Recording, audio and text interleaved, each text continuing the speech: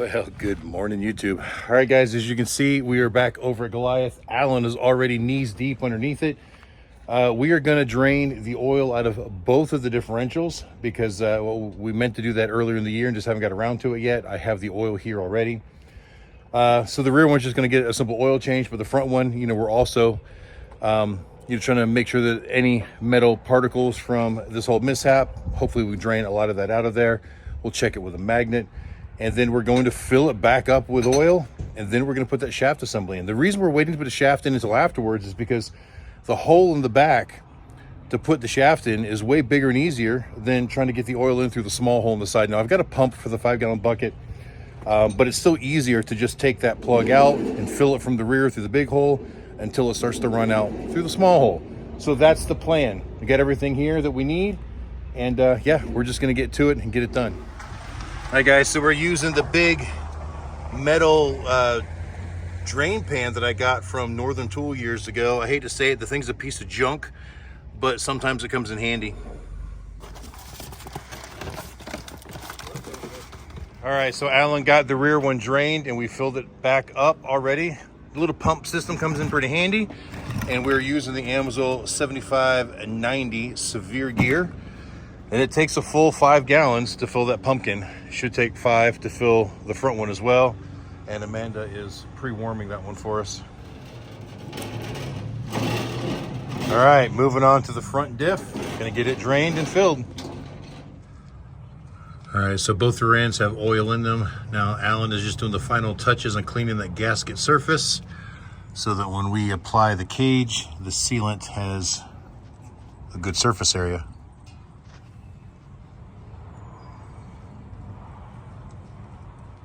All right, guys, again, I forgot to pick up the camera as he slid it in there, but yeah, it slid right into place, dropped into the splines, and now he's just lining up the bolts so we can draw it in the rest of the way.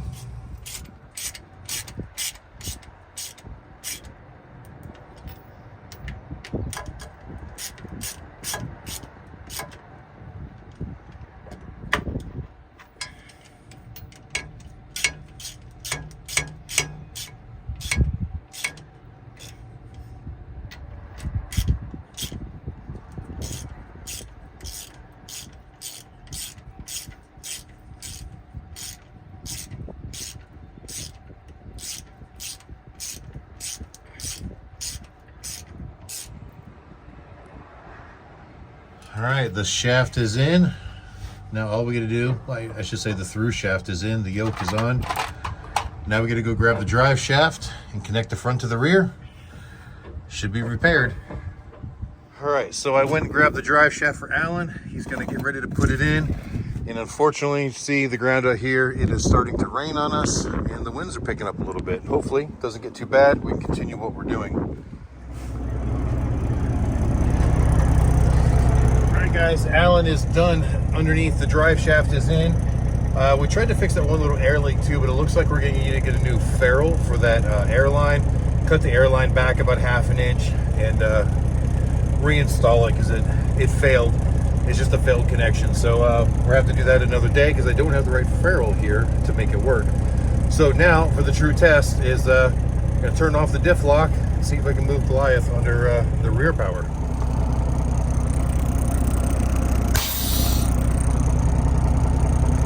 All right, lights out. First gear. Let's see if he goes. All right, we're moving.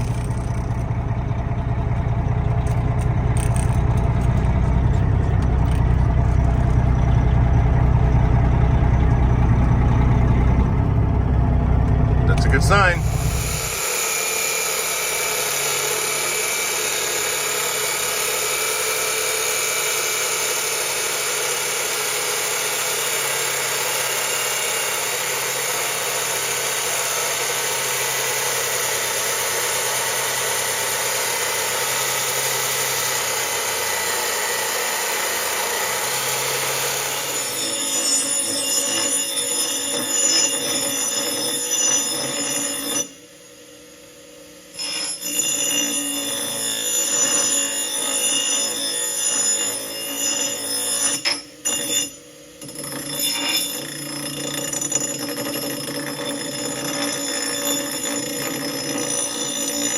All right, guys, so what we're doing here is making another spacer.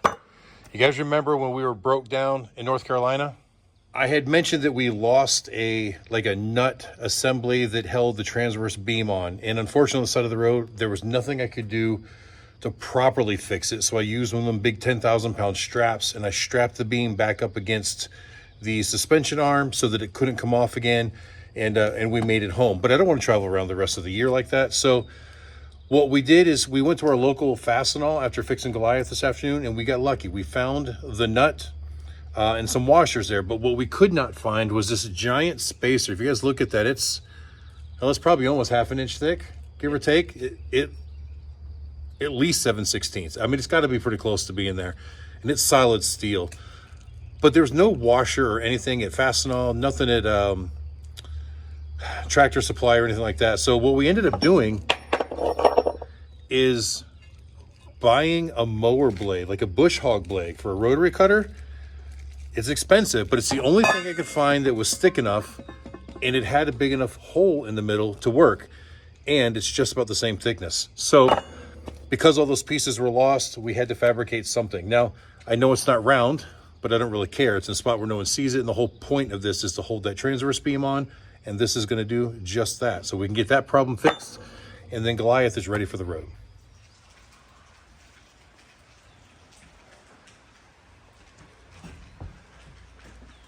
All right, so while we were here making those parts for Goliath, we decided to work some more on the trailer as well. We had to tension the cables on the door. I don't think we still got it right, but we're working on it. We picked up a bunch of brake cleans so to store it down here in the hole that used to live a dyno. We also just cleaned up some wiring. Took out the, I don't know what to call it, but it was like a swinging table that came out that had the monitor on it. There was a cage bolted to the floor there that had the computer CPU on it. There was a little toolbox back there. There was kind of a really crappy toolbox. Got it unbolted and taken out. And while Alan and I were doing that, Amanda thoroughly cleaned everything in here. Not done all the way. Still got to clean some of these walls and stuff back here, but it's looking so much better, so much nicer. Still got more to do, but this is just the process and the stage as of right now.